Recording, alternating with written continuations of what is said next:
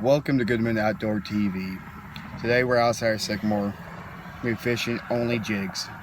So this is going to be Jig 101 of the basic 101 jig fishing. Alright, your basic jigs, there's only two really basic jigs in my world, is a football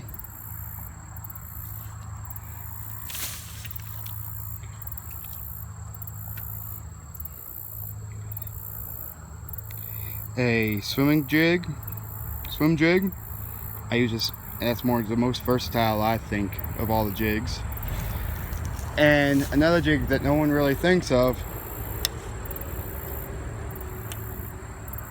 is an underspin.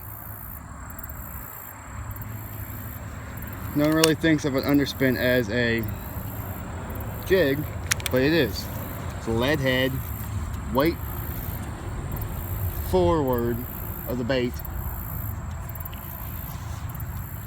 That and a chatterbait. They're both jigs.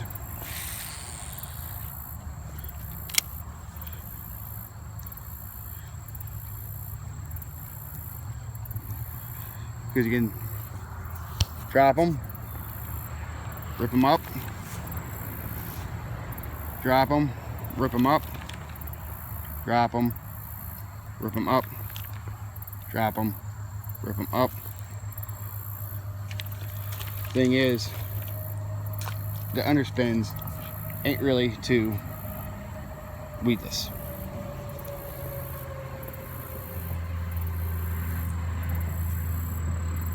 And I'm just fishing this. It's a little fluke on the back. It's cold.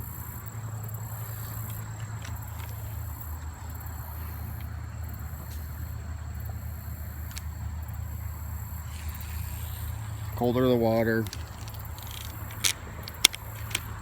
more so I like it. The bait to be.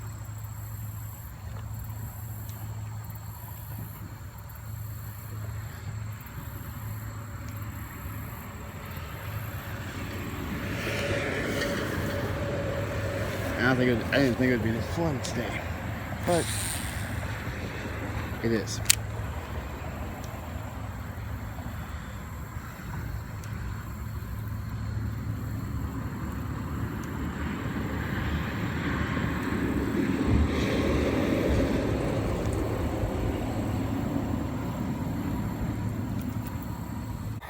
Okay, for any of my jigs, no matter if it's a underspin,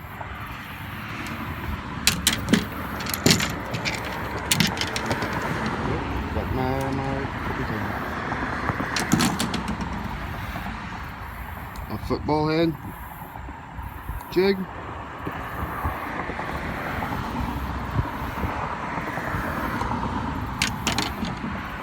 or what I call it all around the jig that you can use for about anything, is a swim bait jig.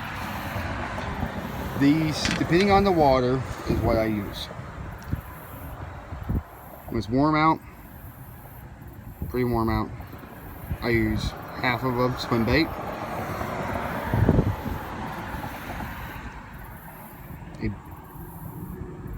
a craw. It's like a 3-inch craw. And with these, you can either, this is good for cold or warm, because you can rip this part apart, the claws apart, and it will make more movement in the water then. And also a good old-fashioned beaver tail. But for cold water-ish water, I use a fluke. Barber fluke. Either this is a 4.75 inch Goodman root beer fluke, colored fluke, and then I also got a 4-inch fluke that I use the whole thing on the 4-inch. Also, for cold water, can't beat a tube at all. The tube is great for on a jig, cold water. And I usually use these just only on my football jigs.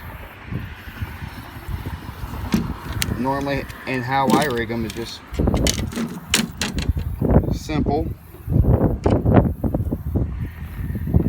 easy way.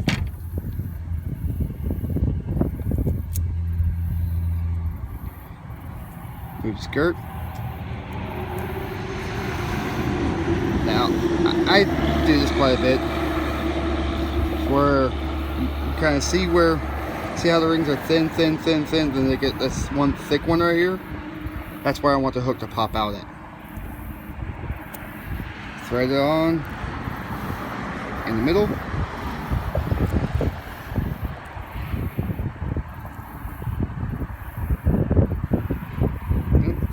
A little bit too far. There we go, right there. Yeah, that ain't working either. Bad thing about tubes, they're hollow.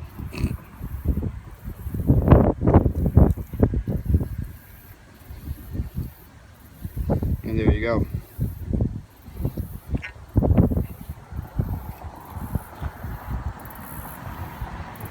A good trick about keeping your rods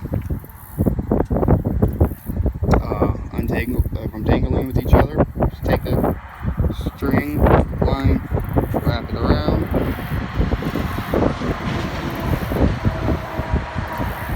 Oh. Now the swim jig. Swim jig. You put almost any of these on there. But it's still kind of warm-ish where I'm going. It's a pond. So I think the good old-fashioned beaver tail will be good. Oh, rip. See, and that's the thing. You don't want to come out too far, but you don't want to be close. It's almost... You see, I need to take off a couple of ribs on there, so I don't go too far past the skirt.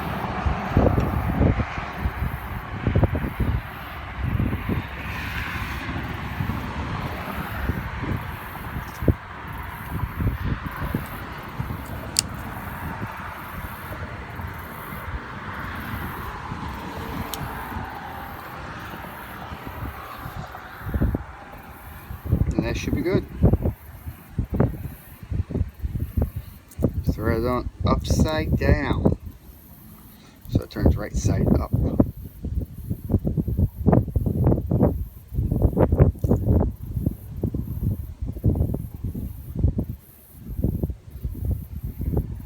Okay, and that's perfect. You see how the skirt is just hitting right there? That's perfect.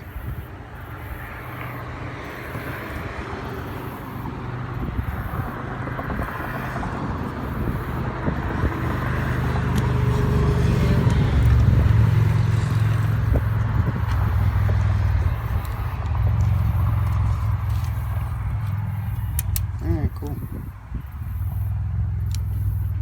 That was jig fishing 101.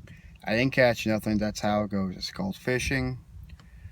I showed you a few different scenarios about a football jig, a swim jig, and also an underspin.